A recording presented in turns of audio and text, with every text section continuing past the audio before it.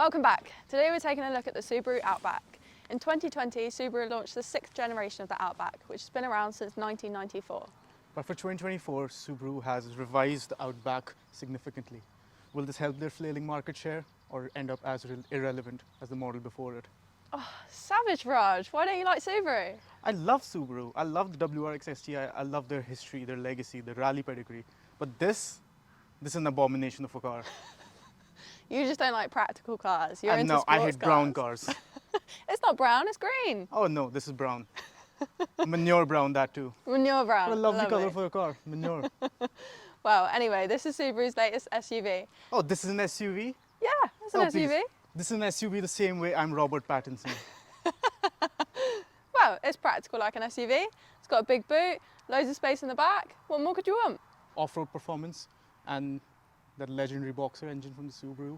Okay, let's take a look under the bonnet. Oh, that was flimsy. Right, what are we looking at then? This is the legendary 2.5 litre boxer that Subaru has pioneered over the last 20 years. It has horizontally opposed pistons so that with every engine cycle, power is delivered to you smoothly. But in this thing, I don't think that's a priority. Talk to me about power then, what's going on? 167 horsepower. That's not very much. But what about torque? It's got lots of torque. Lots of torque. Oh yeah, is that what they say in the Subaru technical spec sheet? Yeah, perfect. Oh, staggering technical acumen on display. So when can we take this bad boy out for a spin? Well, I want to see how many international students I can fit in the boot first, so let's take a look. All right. Right, let's take a look inside. This one's got a powered tailgate, so Oh, that is quite vast. no heaving about. Yeah.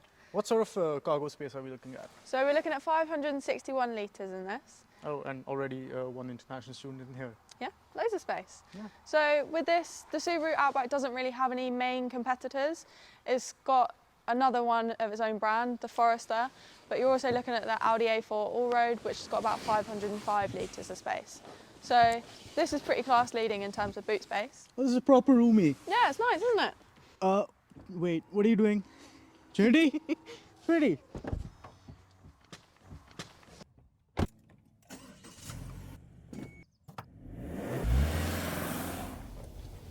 was really difficult getting out of that boot for Adi and I, but we managed somehow.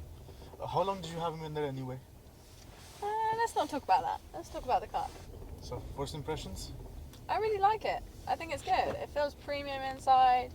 It feels nice and robust. Oh, robust you say, and premium? Yeah. This is one of the most drab interiors I have ever seen. And what's with these plastics under here? God, those are hardy. And what's with the screen? God, that's janky as well. I also hate the screen. You don't like the screen? Yeah, why have they locked the AC controls behind the screen? That should be a crime in 2024. Yeah, I must admit that is a little bit annoying, but I do like that it comes with heated seats. Those are quite toasty. Yeah. But this just really grinds my gears, and they've locked the vehicle driving modes behind the screen as well. So basically everything is in that. Yeah, that is the only thing. It's like you've got to press the right buttons to find the driving modes, and it doesn't make it that easy. But I think most modern cars now are designed that you use them with Apple CarPlay and Android Auto. So even if you do have an infotainment screen, the manufacturer doesn't really design it so that you can use it that often. But it's good for like the radio and stuff like that if you don't have your phone connected. So the first thing I noticed when I got in the car, it sounds a bit gruff. It sounds like a diesel. Yeah, I'd agree. It does sound like a diesel, especially when it's cold. It revs quite high, and it doesn't really like to get going. But once it's warmed up, it's not as bad. But I think that's probably a symptom of the CVT gearbox as well. I don't know what happens. This car doesn't even make 170 horsepower. It just makes a lot of noise. That's what it does. Yeah, it would have been great if it was around 200 brake horsepower.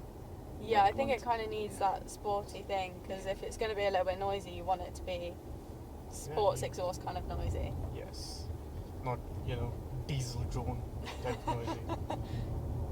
What's it like in the back? It's very spacious back here, just like the boot, and I quite like the ride quality also. Yeah, it feels comfortable. Yeah, it does feel very comfortable. You were telling me something about how it feels underpowered, especially when you have people on board. And Yeah, luggage it and kind of everything. feels weighty in a good way Mhm. in the steering. So you feel confident in where you're placing it, and it doesn't feel flimsy. But when you've got people in it, luggage as well, it starts to feel a little bit more sluggish. And as you said, like, it doesn't have that oomph behind it, which it could do with. But I guess if you're going slow speeds or you're looking to off-road with it, it's great. It's just a shame. Just a shame. It's a shame. It's brown, first of all. It's and green. then you get it's not green. That's what they tell you. It is, but it's a brown car. Yeah, I'm also not a huge fan of the color. And then you get inside, you see this interior, just boring and dull. And I don't mind the interior except for the screen though. Mm. I think the interior is fine except for the screen.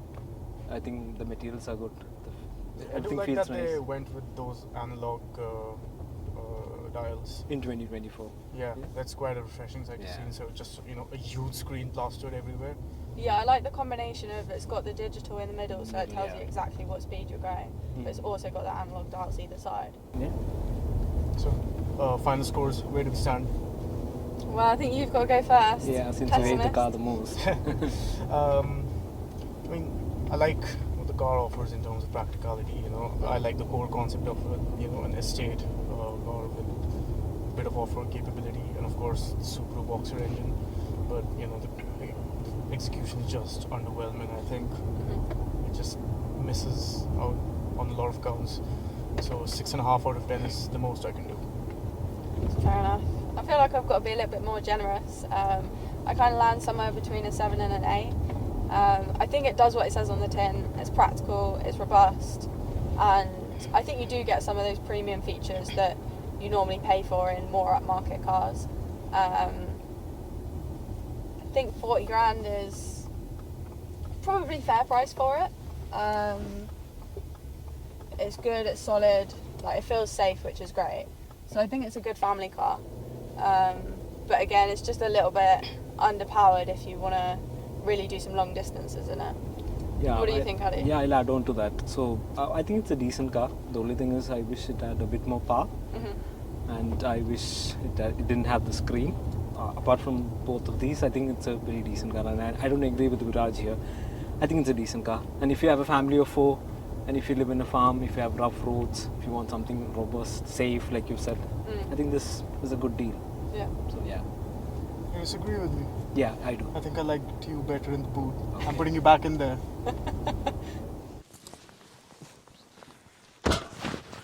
Right then, have I managed to convince you? Not quite. I mean, the Outback is, of course, a very nice car, but not a nice Subaru. I think we'll just have to take nice car. Hopefully we can find something more interesting for Viraj next week. Yeah, like a Ferrari bread van. Join us then. See you soon.